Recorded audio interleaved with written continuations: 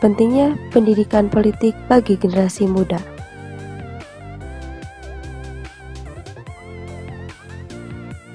Siapakah pemuda?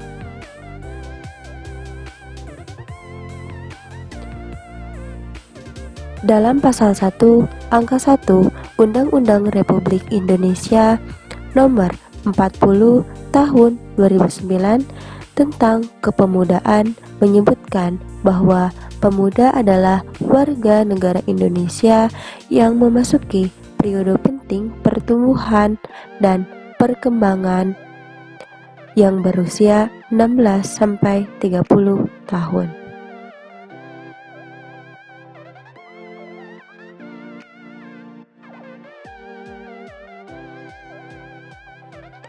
Peran pemuda dalam pembangunan nasional terdapat pada pasal 17 Undang-Undang Nomor 40 Tahun 2009 tentang kepemudaan, di mana menyangkut 3 konsep. Yang pertama, penyadaran, pemberdayaan, dan pengembangan. Penyadaran itu berkaitan dengan memahami dan menyikapi perubahan.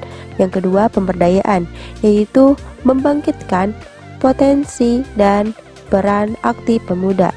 Yang ketiga, pengembangan, yaitu bagaimana mengembangkan potensi keteladanan, pengaruh, dan pergerakan pemuda.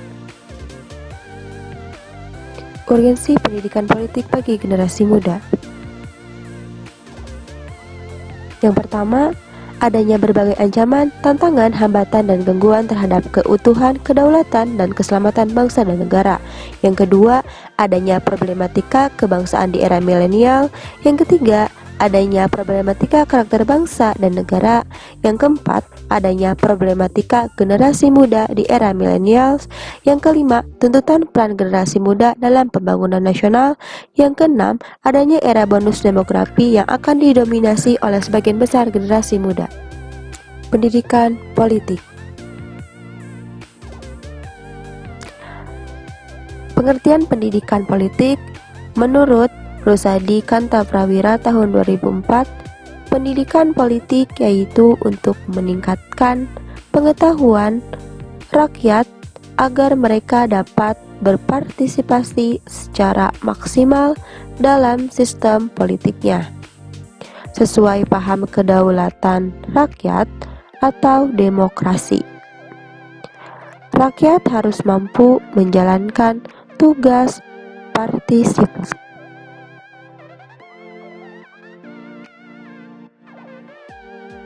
Tujuan pendidikan politik.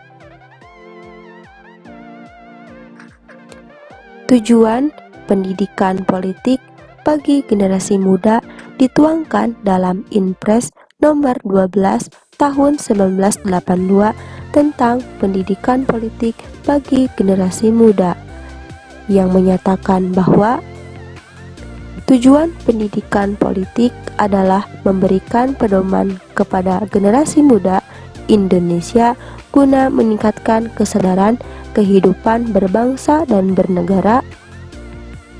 Sedangkan tujuan pendidikan politik lainnya ialah menciptakan generasi muda Indonesia yang sadar akan kehidupan berbangsa dan bernegara berdasarkan Pancasila dan Undang-Undang Dasar 1945 sebagai salah satu usaha untuk membangun manusia Indonesia seutuhnya.